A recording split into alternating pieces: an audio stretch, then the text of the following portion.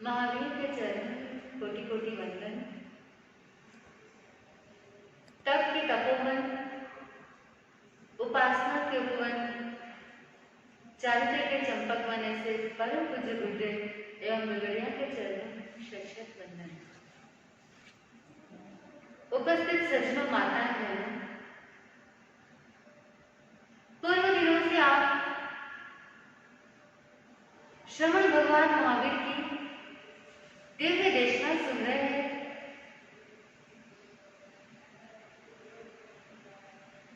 और भगवान की देशना को सुनने के बाद हमारे जीवन के भीतर में कोई ना कोई बदलाव आएगा अवश्य। तो हम भी एक आध्यात्म के मार्ग पर निकल पड़े हैं, चल रहे हैं। और इस मार्ग पर आगे बढ़ने के लिए, भगवान के बताए हुए रास्ते पर चलने के लिए हमने तैयारी भी कर ली, लेकिन हमें दो बातों के ऊपर, दो स्टेप के ऊपर चलना पड़ेगा, जिससे हम परमात्मा के द्वारा बताए हुए रास्ते पर आगे तक पहुंच सकते हैं। सबसे पहला स्टेप बताया है जिज्ञासा, कि हमें संसार में रहते हुए कई बातों की जिज्ञासाएं हो सकती है, लेकिन आध्यात्मिक मार्ग पर जब तक हमारे मन में, हृदय में जिज्ञासा नहीं होगी, जानने की चाह नहीं होगी, तब तक हम धर्म को पूरी तरह क्या नहीं कर सकते हैं, जान नहीं सकते। संसार में रहते हुए आपके मन में जिज्ञासा हो सकती है कि मैं बाजार में जाऊंगा तो पैसे कैसे कमाऊंगा, शरीर में बीमारी हो गई, कौन सा डॉक्टर सही रहेगा, बच्चे को पढ़ाने के लिए कौन सा स्कूल सही रहेगा, संबंध मेंटेन करने के लिए क्या करूं। सभी प्रकार के संसार में रहकर हमारे हृदय में जिज्ञासाएं हैं कि मैं क्या करूं जिससे मेरा अच्छा ही अच्छा हो। लेकिन हम संसार की जिज्ञासाओं में इतने उलझ गए कि जो परमात्मा को पाने की जो जिज्ञासा होनी चाहिए, उसको हम क्या हो रहे हैं, बिल्कुल भूलते ही चले जा रहे हैं। कि अध्यात्म के मार्ग पर हमारे मन में कुछ न कुछ जानने की लालसा बनी रहेगी, चाह बनी रहेगी, तभी हम धर्म के स्वरूप को क्या कर पाएंगे, समझ पाएंगे, जान पाएंगे। कभी आपने मन में विचार किया है कि संसार में ऐसा कौन सा तत्व है जिस पर समय का क्या नहीं होता है, कोई असर नहीं होता। संसार में हर वस्तु पर, हर व्यक्ति पर, हर चीज पर समय का असर होता है, लेकिन ऐसा क्या है जिस पर कभी भी समय का क्या नहीं होता है, कोई असर नहीं होता। आप 50 लाख की गाड़ी घर पे लेके आ गए, समय का असर उस पर भी होगा। कितनी भी सुंदरता देखकर आपने शादी कर ली, लेकिन समय का असर सुंदरता पर भी क्या होने वाला है, अवश्य लगने वाला है। ये संसार के जितने भी संबंध हैं, जितने भी रिलेशन हैं, जितने भी व्यक्ति हैं, जितने भी वस्तुएं हैं, इन सब पर समय का क्या होता है, असर अवश्य होता है। लेकिन संसार में ऐसा क्या है जिस पर कभी समय का असर नहीं होता? वो कौन है? परमात्मा है। कि कितना भी समय चला जाए, लेकिन उन पर समय का क्या नहीं होता है, कोई असर नहीं होता। मान लो करोड़ों का मालिक है व्यक्ति,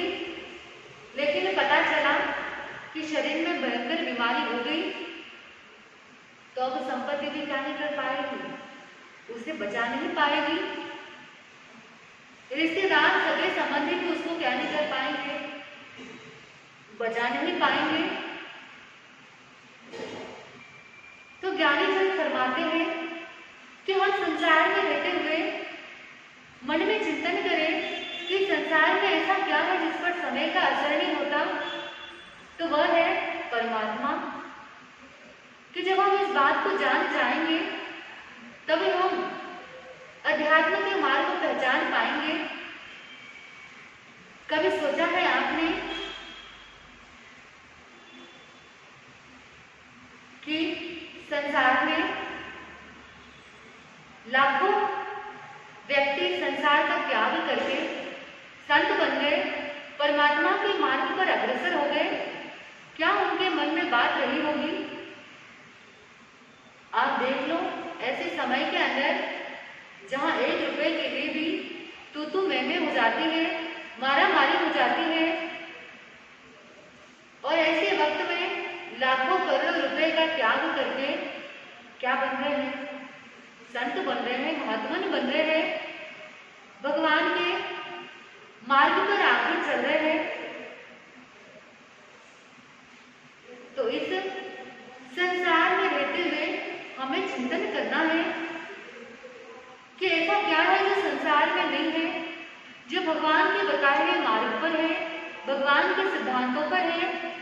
उसी से हमारी आत्मा का क्या होने वाला है? कल्याण और उत्थान होने वाला है। आप संसार में रहते हुए कितना भी धन कमा लिया, कितना भी कुछ कर लिया, 60 साल हो गए, 70 साल हो गए, जब आप पीछे मुड़कर के जिंदगी को देखोगे तो आपको लगेगा कि मेरा जीवन बिल्कुल अलग नहीं हुआ। जैसा सब लोग जीते हैं वैसे ही मैंने जीवन जिया है। रहने के लिए घर बनाया, खाने के लिए सामग्री इकट्ठी कर ली, रिश्तेदारों के लिए, सगे संबंधियों के लिए मैंने अपना जीवन बिता दिया। जब पीछे देखोगे तो लगेगा कि कुछ भी अलग नहीं किया, और जितना भी कमाया है, सब कमाते हैं, मैंने भी कमाया, लेकिन मैंने कुछ ऐसा अलग पुरुषार्थ नहीं किया जिससे मेरा जीवन उन सबसे अलग दिखे। एक बार के लिए मान लो कि आपने जितना भी कुछ कमाया है उसको सामने रख दो और अपनी आंख बंद करके एक विचार करो कि मेरी आंख बंद हो गई, अब मुझे ये संपत्ति, ये परिजन, ये रिश्तेदार या ये दौलत मेरे क्या काम आएगी? तब आपको पता चलेगा कि आंख बंद करने के बाद कुछ भी मेरे साथ क्या नहीं होने वाला है, चलने वाला नहीं है।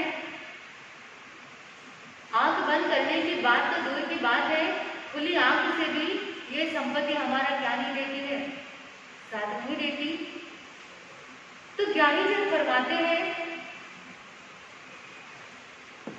कि हम संसार में रहते हुए सब कुछ जानते हैं।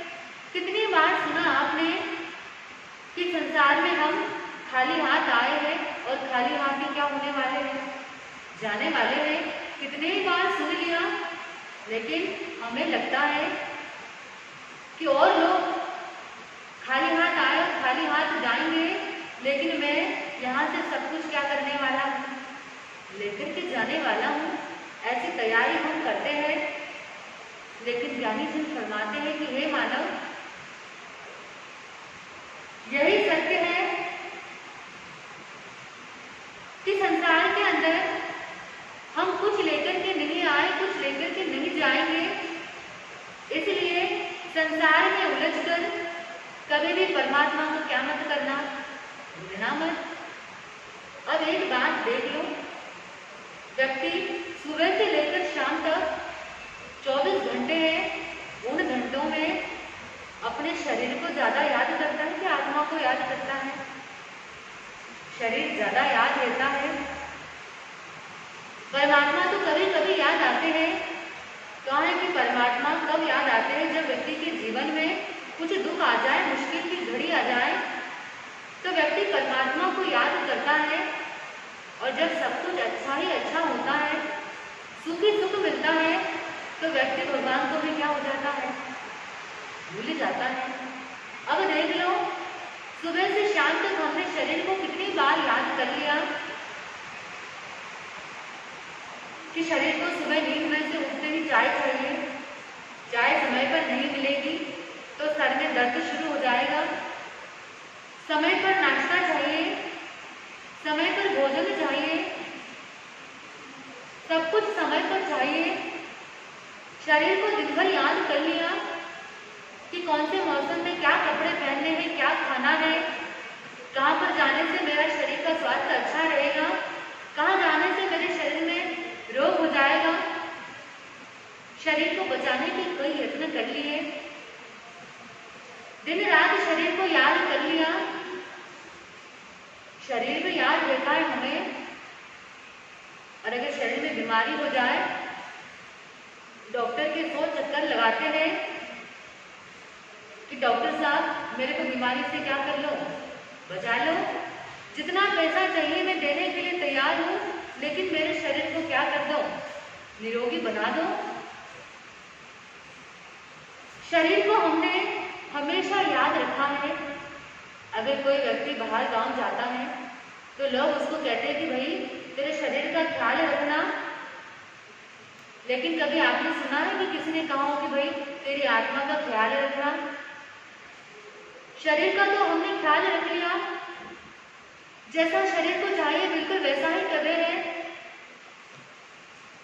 शरीर में याद रहता है 24 घंटे, और मन भी क्या होता है,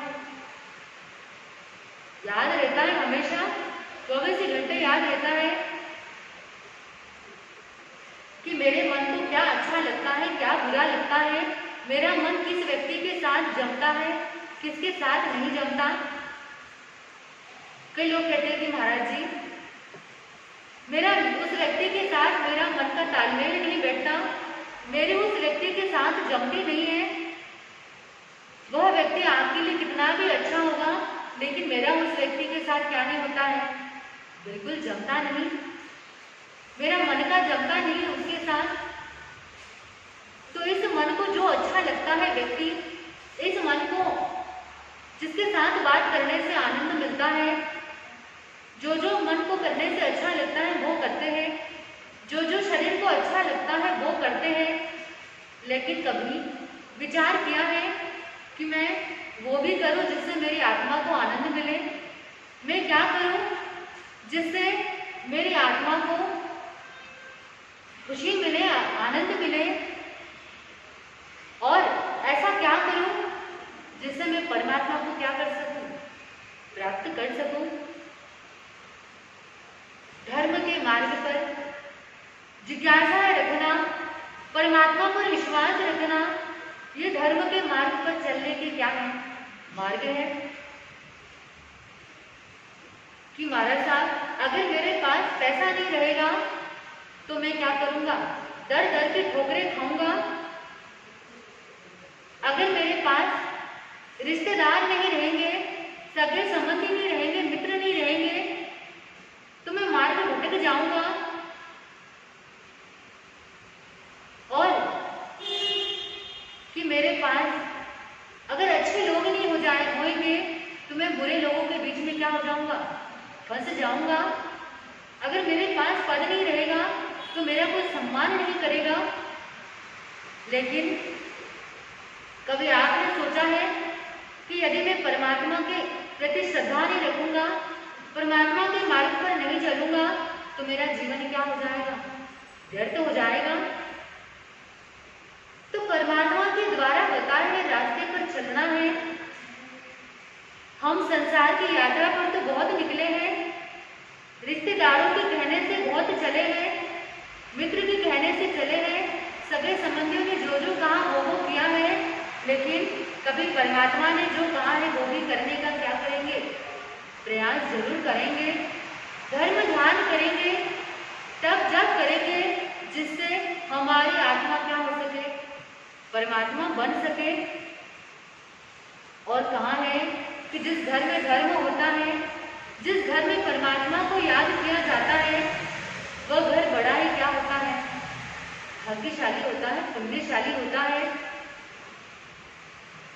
सुबह शाम जिस घर धर्म ध्यान होगा, सुबह शाम जिस घर धर्म ध्यान होगा, बड़ा भाग्यशाली वो परिवार होगा, बड़ा भाग्यशाली वो परिवार होगा। यानी जिस घर के अंदर परमात्मा का स्मरण किया जाए, भगवान के सिद्धांतों का पालन किया जाए, वह घर बड़ा ही सौभाग्यशाली होता है। तो हम प्रयास करेंगे कि हम भी अध्यात्म के मार्ग पर चले, भगवान के सिद्धांतों पर चले और धर्म के क्षेत्र में क्या करें, जिज्ञासाएं रखें। ऐसा नहीं कि जो चल रहा है वो चल ही रहा है। कई लोग होते हैं, उनको जाकर के पूछ लो कि भाई साहब आज समाहित क्यों करते हो, तो वो कहते हैं कि महाराज जी हमारे दादी जी, दादाजी, हमारे पिताजी भी समाहित करते थे, तो हमने भी क्या कर लिया, समाहित करना सीख लिया। बचपन से धर्म स्थान में आ रहे हैं, जो जो हमारे पूर्वज करते आए हम भी वो क्या कर रहे हैं, वही कार्य कर रहे हैं। ऐसा नहीं कि जो सब कर रहे हैं वैसा ही करो, लेकिन हमें धर्म के मार्ग पर भी जिज्ञासा रखनी है कि भाई हम समाज क्यों कर रहे हैं, हम धर्म क्यों कर रहे हैं, हम माला किस लिए कर रहे हैं, तपस्या किस लिए कर रहे हैं, इसके पीछे क्या उद्देश्य है, स्वाध्याय करने से क्या होता है, क्या नहीं होता, ये जिज्ञासा हमारे हृदय में होनी चाहिए। देखो हमारे इतिहास को उठाकर, शास्त्र को उठाकर, कि गौतम स्वामी ने भगवान महावीर से कई प्रश्न पूछे, बड़े जिज्ञासु प्रवृत्ति के थे, कोई भी बात में उन्हें तुरंत जिज्ञासा हो जाती, भगवान से पूछ लेते। एक आगम ऐसा है जिसमें उन्होंने कितने हजार प्रश्न पूछे हैं, 36,000 प्रश्न पूछे हैं भगवती सूत्र में। कितने बड़े जिज्ञासु होंगे कि जितना पूछते जाएंगे उतने हमारे ज्ञान की क्या हो जाएगी, वृद्धि हो जाएगी। तो आज से आप भी प्रयास कीजिएगा धर्म को जानने का, जिज्ञासा करने का, धर्म को पहचानने का, और जो मन में जिज्ञासाएं उठती हैं उसका समाधान पाने का। तो आपका यहाँ भी आनंद होगा, आगे भी आनंद होगा। इतना ही बोलकर बोले भगवान महावीर स्वामी